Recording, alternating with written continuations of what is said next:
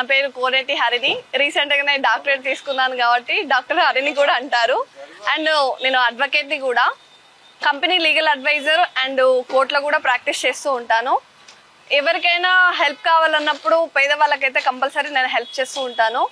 So ఈరోజు బాలకృష్ణ గారి ఏర్పాటు చేసిన వాళ్ళ అమ్మ జ్ఞాపకార్థంతో క్యాన్సర్ హాస్పిటల్ ముందు నా పుట్టినరోజు సందర్భంగా అన్నదానం చేయడం జరిగింది.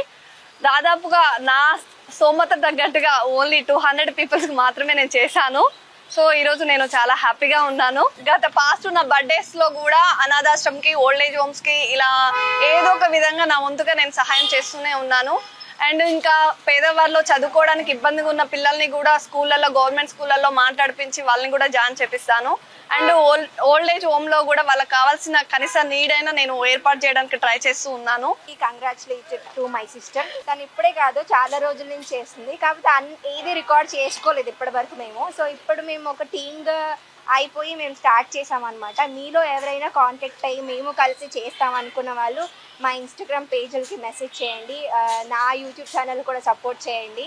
అండ్ నేను కొంతమందికి తెలిసే ఉంటా మనుతో ముచ్చట్లని నా ఛానల్ ఉంది. నా ఛానల్లో కూడా వీడియో పెడతా, అందరూ చూడండి. అండ్ ఇలాంటి చిన్న చిన్న విషయాలకు మీరు అందరూ మమ్మల్ని సపోర్ట్ చేయాలి.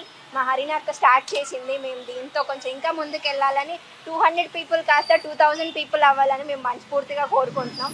మీరు మాతో కలిసి ఇలా ఫుడ్ డొనేషన్, కాకపోతే పేదవాళ్ళకి అండ్ చదువులేని పిల్లలకి చదువు చెప్పించాలనుకున్నాం, డబ్బులున్న దాతలు ముందుకు వచ్చి సాయం చేయాల్సిందిగా మేము కోరుకుంటున్నాం.